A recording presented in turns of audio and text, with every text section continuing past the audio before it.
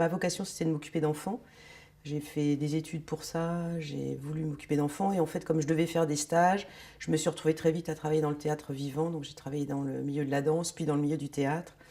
Et j'ai fini par atterrir dans le cinéma totalement par hasard parce que je savais taper à la machine et qu'on cherchait une assistante et que je savais très bien taper à la machine. Et donc je suis rentrée comme ça chez MK2 en 86, je crois. Je viens pas du tout de l'audiovisuel à la base. J'ai fait après le bac une année d'hypocagne et ensuite je suis allée en fac d'histoire. Donc, parce qu'au départ je voulais devenir journaliste.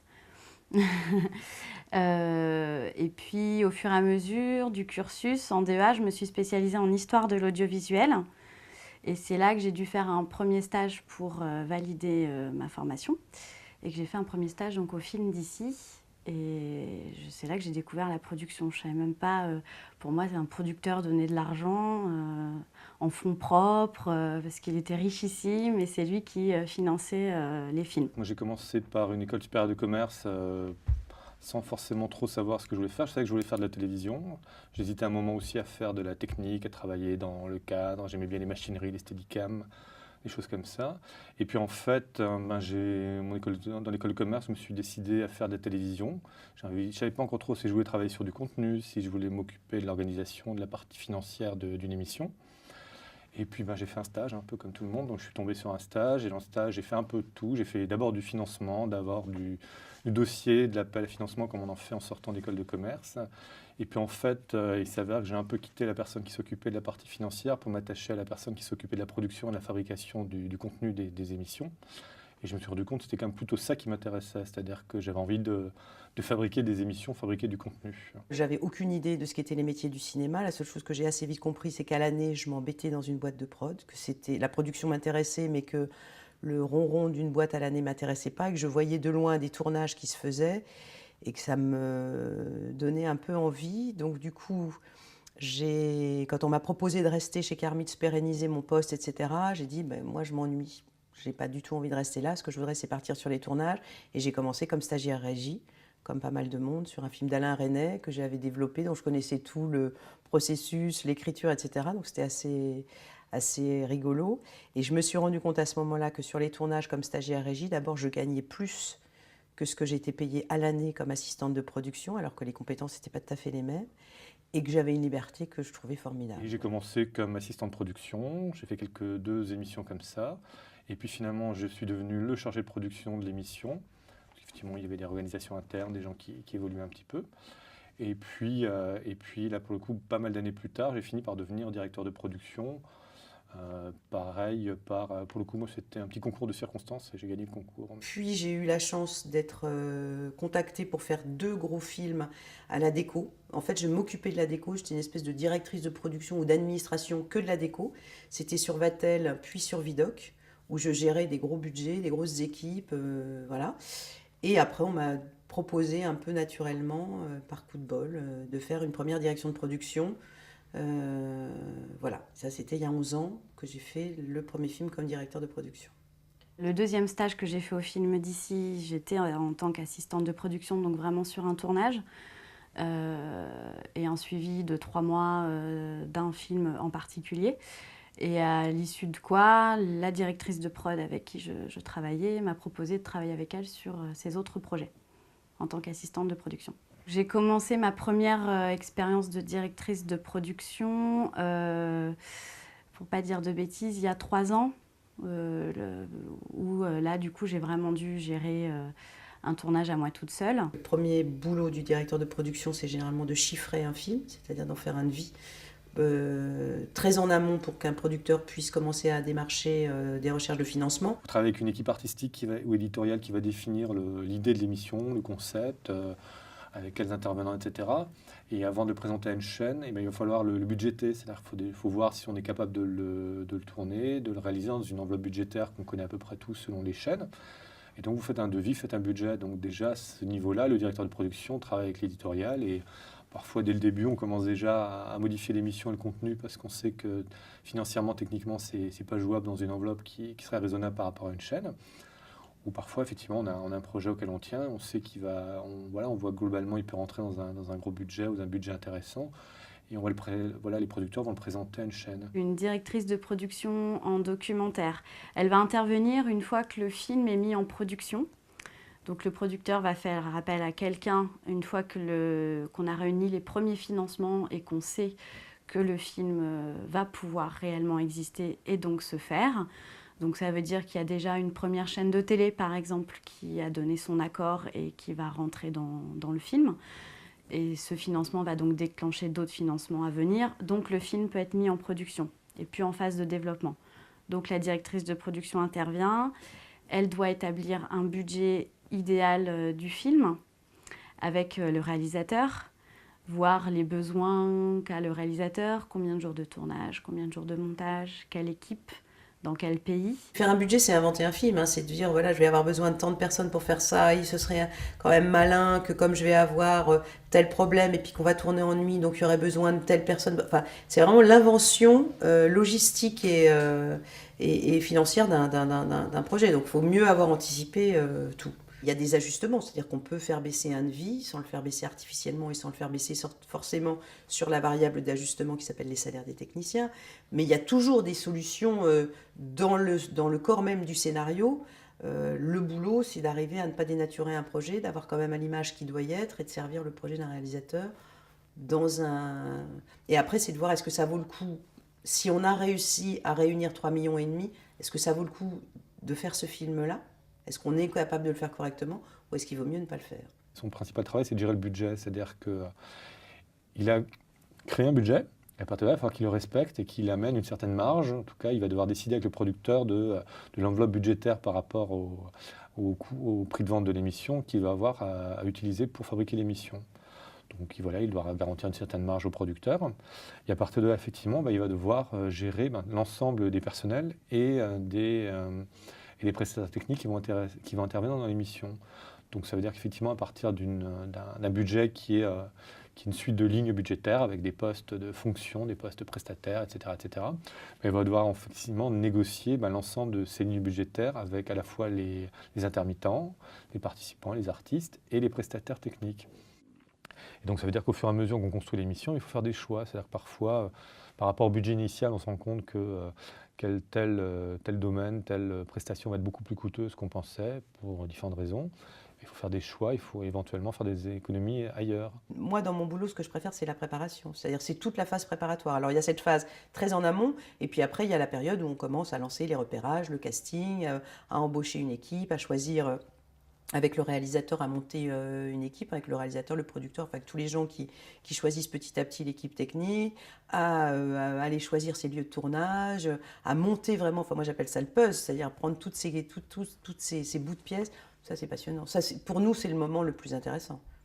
C'est le film en devenir. Un film bien préparé est un film à moitié tourné, c'est pas faux. C'est vraiment...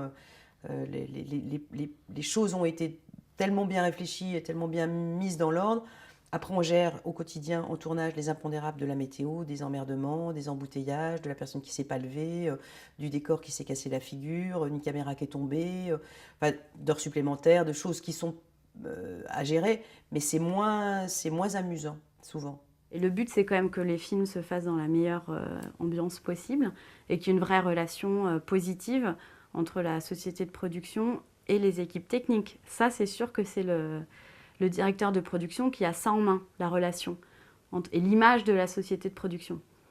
C'est-à-dire si les équipes techniques n'ont que l'impression qu'on leur dit non et qu'on les exploite et que pour que la société se fasse de l'argent, ça ne marche pas. On a cette négociation des salaires, après on a une négociation sur les décors, on a une négociation sur les industries techniques, ce qui est le laboratoire, le matériel, caméra électrique, etc. Tout ce qui est négociation financière passe par nous. Voilà. Avec une responsabilité au niveau des salaires, au niveau des négociations salariales, puisqu'en fait on est considéré comme le représentant du producteur sur le plateau. En ce nom-là, on signe les contrats, on est vraiment l'employeur. Ce qui est assez troublant parce qu'en fait on est à la fois un intermittent comme les autres, donc un technicien, mais en même temps l'employeur de nos pairs. Voilà. C'est un système dans lequel il ne faut pas se perdre. Je pense que ça n'enlève rien au fait que nous sommes avant tout intermittents comme tout le monde et techniciens, avec une particularité qui est d'avoir une responsabilité assez énorme. On est vraiment, nous, entre les deux, c'est-à-dire moi je suis très respectueuse des producteurs et du courage qu'il faut pour mettre en place le financement d'un film, je trouve que c'est un truc pharaonique, et je suis extrêmement respectueuse des techniciens dont je fais partie et qui sont mes pairs, quoi, voilà. Et c'est pas du tout contradictoire, je veux dire, je pense qu'on peut totalement être dans ce poste-là en ayant le respect des deux et sans être schizophrène du tout. On est à la frontière de deux choses qui peuvent cohabiter. Et le directeur de production est évidemment vu comme la personne qui dit non, la personne dans l'équipe technique qui peut être un peu le mouton noir, parce que aussi effectivement on est étiqueté société de production. Alors souvent on est obligé quand même, enfin souvent, moi j'ai déjà dû signifier aux équipes techniques, attention, moi je ne suis pas la société de production. Moi je suis aussi intermittente, c'est juste qu'on a un poste et un travail différent. Mais je suis aussi technicienne sur ce film comme vous. C'est-à-dire que moi, je n'ai aucun intérêt dans la société. Je ne suis pas producteur, je n'ai pas de part dans la société. C'est juste qu'on n'a pas le même travail. Mais après, je suis technicienne comme vous. Donc, on ne le prend pas comme ça. Et des fois, il faut essayer de remettre les pendules à l'heure parce que c'est toujours oui, vous... c'est toujours comme ça, avec vous, etc. Alors, le vous ne veut rien dire, quoi. Et donc, des fois, il faut essayer de leur dire, vous, moi, je ne comprends pas. Il y a eux et il y a moi. Moi, je travaille pour eux, mais toi aussi, tu travailles pour eux. Donc, du coup, il faut essayer de trouver la bonne place, quoi. La différence entre la télévision et le cinéma, je pense que ça s'est cloisonné. Je pense qu'on a quand même des méthodologies de travail qui sont identiques, parce qu'on a les mêmes types de professions, on a les mêmes contraintes budgétaires, etc. Donc je pense il y a beaucoup de points de commun entre le métier de directeur de production du cinéma et de la télévision. Mais après, encore une fois, je vous dis, la vraie différence, c'est en termes d'expérience, c'est-à-dire que c'est en termes de savoir-faire. Donc je pense que vous êtes tout à fait capable de faire du cinéma, de faire de la fiction et de la télévision. Après, après c'est un choix et c'est pas forcément toujours logique. C'est-à-dire que quand le directeur de production, c'est une progression par rapport à chargé de production et assistant de production. Donc, est-ce qu'à un moment, vous avez envie de refaire assistant ou chargé de production dans le cinéma pour réapprendre le métier? Pas sûr. Donc, parfois, effectivement, il y a des sociétés de production qui se mettent à faire de la fiction alors qu'elles n'avaient fait que du plateau. Et donc là, effectivement, les producteurs apprennent à faire de la fiction et le directeur de production, il apprend à faire de la fiction aussi. Entre le documentaire et la fiction, les passerelles sont très difficiles. Voilà. Parce qu'on aime bien mettre les gens dans des cases. Et du coup, si tu intègres une société, donc comme moi j'ai eu la chance pour le moment d'intégrer les films d'ici, qui du coup font du documentaire et de la fiction, moi je pense que c'est pour ça que j'ai pu faire cette passerelle, en tout cas en tant qu'assistante de production.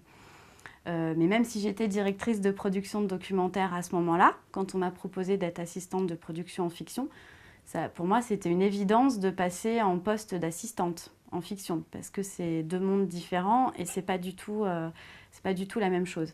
Mais cette passerelle, elle était possible parce que c'était au sein de la même société et que le producteur me connaissait, que c'est la directrice de production qui me connaissait, on était dans les mêmes bureaux et c'est pour ça qu'elle s'est dit « Tu n'as jamais fait de fiction, je le sais, mais je peux t'emmener avec moi sur le tournage ». Mais je pense que si tu arrives du documentaire et que tu essayes de rentrer dans la fiction, sans avoir de réseau dans ce monde-là de fiction, c'est plus compliqué. Parce que les gens ne vont pas penser que tu es capable de faire ça si tu ne l'as jamais fait auparavant. C'est un métier qui s'apprend sur le terrain. C'est des choses qu'avec l'usage, on connaît de plus en plus, mais c'est des choses qui évoluent extrêmement vite, d'où l'importance de rester en relation. Alors maintenant, par les associations professionnelles, etc., moi, c'est un truc que j'apprécie énormément, c'est qu'on est au courant des nouveaux textes, des choses qui changent, de l'évolution du droit du travail, etc. Donc, se tenir au courant est super important. Il arrive que dans certaines maisons de production, il y ait quand même des juristes à l'année ou des gens à l'année qui sont un soutien, mais il y en a de moins en moins, c'est-à-dire qu'on se retrouve de temps en temps à devoir faire un boulot de juriste qui n'est pas vraiment notre boulot, et à avoir un multicasquette qui est de temps en temps un peu dangereux. C'est là où il faut savoir dire, là c'est pas ma partie, je ne suis pas en mesure de rédiger un contrat de coproduction à l'international en étant vraiment garant que ce soit tout dans les bonnes cases, quoi. Il faut forcément intégrer des équipes, quoi, pour apprendre et comprendre. Faut être humble aussi un petit peu. Mais voilà, faut avancer petit à petit. C'est-à-dire qu'il y a tellement de gens qui veulent être directement producteurs. Je leur dis piano, piano. Hein. C'est-à-dire tu ne seras pas producteur demain. Tu sais, ça ne se fait pas comme ça. Donc voilà, ou alors si tu veux être producteur, passe par assistante de prod, ça va aussi être pas mal. Mais ça demande un peu d'humilité. Dans le conseil principal, c'est le terrain. J'ai toujours pensé qu'il était difficile de savoir faire de la production sans avoir pratiqué la production, c'est-à-dire sans avoir fait soit des stages, soit avoir travaillé dans une production, d'avoir vu ce qui se passait en termes de tournage. Parce que je pense qu'aujourd'hui, quand on est un bon directeur de production, c'est quelqu'un qui a les réflexes, qui a un certain nombre d'expériences par rapport à des situations compliquées. C'est-à-dire que soit il va anticiper les situations pour qu'elles ne se compliquent pas et pour que tout se passe bien, soit effectivement, de par son apprentissage et sa connaissance du terrain, il va peut-être être plus facilement capable de trouver des solutions et de s'adapter à tout ce qui peut se passer. Je sais qu'il y a des moments où je me suis dit, mais pourquoi j'ai choisi un métier où de toute façon, tout le monde est dans la plainte et dans la junte. De cette espèce de truc où on ne gère que des problèmes, avec des moments très très anxiogènes. Il y a quand même des choses dans ce métier qui sont où on ne trouve pas le décor, je ne sais absolument pas comment on tourne demain, je suis face à un problème ou des tensions internes entre les gens difficilement supportables, etc. Enfin oui, c'est quand même un carrefour de beaucoup de choses super lourdes, d'où la nécessité de s'arrêter entre deux films, d'avoir une vie extrêmement sympa en dehors. Je pense qu'on a besoin. Voilà, après, c'est vrai qu'on a plus de recul quand on a plus d'expérience. C'est à la fois, je veux dire, positif, parce que vous êtes passionné par votre métier, donc vous êtes plutôt content de faire vos 10-12 heures dans la journée parce que c'est intéressant. Et le côté négatif, c'est qu'effectivement, il peut y avoir des frustrations aussi à des moments où les choses s'arrêtent, c'est-à-dire que vous êtes parti dans un tourbillon de quelque chose d'absolument passionnant que vous faites, et puis il y a un vrai trou parfois derrière, c'est-à-dire que qu'est-ce que je fais derrière? L'autre stress, mais ça c'est plus dans ma vie personnelle, c'est évidemment le statut inhérent pas tant que ça, parce que du coup, il y a des postes de directeur de production permanents dans des structures. Moi, c'est pas mon cas, donc je suis intermittente du spectacle. Et donc, à ce poste-là, je risque toujours ma peau. J'ai un peu ce sentiment-là, en fait. Et c'est ça qui est peut-être pas très agréable et qui peut rajouter du stress sur chaque projet. C'est-à-dire que moi, je suis embauchée au projet. Et donc, si je me plante sur un projet, je n'ai aucune sécurité derrière pour avoir un autre projet. Donc, si j'étais en CDI, évidemment, ce ne serait pas du tout la même chose. J'aurais moins d'angoisse par rapport à ça, et donc mes erreurs coûtent peut-être aussi un tout petit peu moins cher, tout simplement. Et là, j'ai le sentiment, par rapport à ce statut-là, de ne pas avoir le droit à l'erreur. Parce que c'est que des occasions. Chaque erreur est une occasion pour que tu n'aies plus de boulot le mois d'après. En général, à la fin de l'émission, on va se coucher, on part, etc. On se dit plus jamais. On se dit, c'est plus possible, c'est crevant, je ferai plus ce truc-là, c'était encore la folie. Et puis finalement, dès le lendemain matin, voire 2 jours après, on se dit, bon, ben, c'est quand la prochaine? Finalement, c'était quand même sympa, j'ai quand même envie d'en refaire une. Donc, je pense que c'est un peu le paradoxe, et je pense qu'il faut avoir une certaine mentalité, un certain tempérament pour faire ce métier. C'est-à-dire que, voilà, pour faire directeur de prod ou un autre métier de la production ou de la télévision, c'est un métier à part. Voilà, c'est un univers à part. Je pense que si on n'a pas cette envie et ce goût pour le faire, il faut faire autre chose. Ce qui m'apporte le plus de plaisir dans le poste de directeur de production, c'est vraiment le suivi global et total d'un film de A à Z dans sa fabrication. Et donc un échange quotidien avec toutes les équipes à toutes les étapes du film. Donc c'est ça qui est le plus riche. Tous les films sont différents parce que tous les sujets sont différents et que tous les réalisateurs sont différents. Tu ne fais pas du tout la même chose, jamais, quoi. Et c'est ça qui est super riche et qui est vivant, quoi. Quand le chômage s'éternise, c'est super dur. La sensation d'être oublié au milieu du gué en se disant « mais qui un jour pensera à moi ?» est une sensation partagée par beaucoup de monde, extrêmement peu exprimée. On a tous rêvé à un moment de devenir chauffeur de taxi, instituteur, de monter un bar, enfin de faire totalement autre chose plutôt que d'attendre qu'on nous propose du boulot.